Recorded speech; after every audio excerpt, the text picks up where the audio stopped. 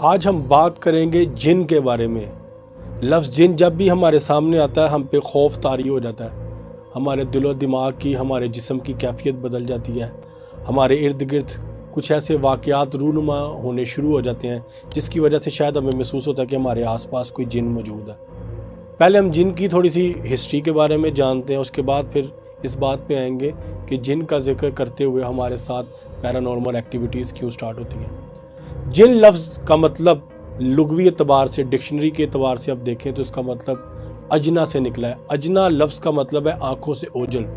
کوئی چیز جو آنکھوں سے اوجھل ہو لیکن ظاہری وجود رکھتی ہو اسے اجنا کہا جاتا ہے۔ اس کا ملتا جلتا ایک لفظ انسانوں کے بارے میں بھی استعمال کیا جاتا ہے۔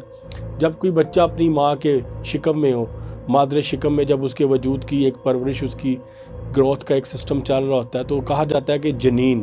جنین لفظ بھی جو نکلا ہے وہ بھی یہیں سے نکلا ہے۔ اسی لیے جن لفظ استعمال کیا جاتا ہے کہ تاکہ ہمیں اس چیز کا اندازہ ہو کہ کوئی ایک ایسی مخلوق ہے جو کہ وجود رکھتی ہے اور ہماری آنکھوں سے اوجھل ہے۔ جیسے ہم انسان جناب حضرت آدم علیہ السلام کی اولاد ہیں، اسی طرح سے جنات کا بھی ایک باپ ہے۔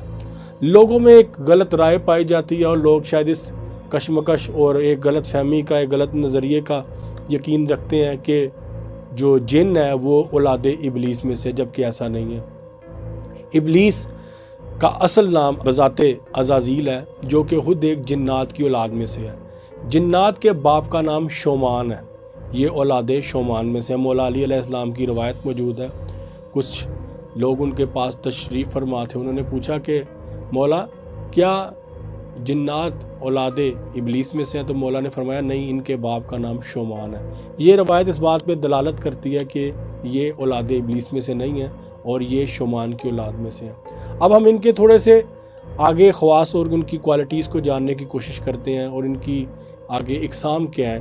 یہ تقریباً 7 قسم کے پائے جاتے ہیں اور 7 قسم کے پائے جانے کی وجہ سے ان کے نام بھی الگ الگ دے دیے گئے ہیں۔ جنات کا ذکر یہ کہہ کر کیا جاتا ہے کہ ہم انسانوں کے ساتھ بھی جنات رہتے ہیں، وہ سب سے زیادہ مشہور ہیں اور معروف ہیں، اور ہر گھر میں، ہر جگہ پہ، ہر بلڈنگ میں، ہر محلے میں، ہر گلی میں، ہر عمارت میں، ہر جگہ پہ یہ انسانوں کے ساتھ رہتے ہیں۔ ان کو عامر بھی کہا جاتا ہے اور عمار بھی کہا جاتا ہے۔ اکثر لوگ جو چلہ کاٹنے کی کوشش کرتے ہیں سب سے پہلے اپنے صرف عمار کو مسخر کرتے ہیں، ان کی تسخیر کرتے ہیں کہ ان کے گھر میں جو جنات موجود ہیں پہلے ان کی تسخیر کرتے ہیں تاکہ چلے کے دوران کسی بھی قسم کی ان کی طرف سے رکاوٹ حائل نہ ہو یا ان کو کسی قسم کی پریشانی کا سامنا نہ کرنا پڑے۔ جب زمین پہ جنات کا خاتمہ کیا گیا، ایک وہ الگ ٹاپک ہے، تو تمام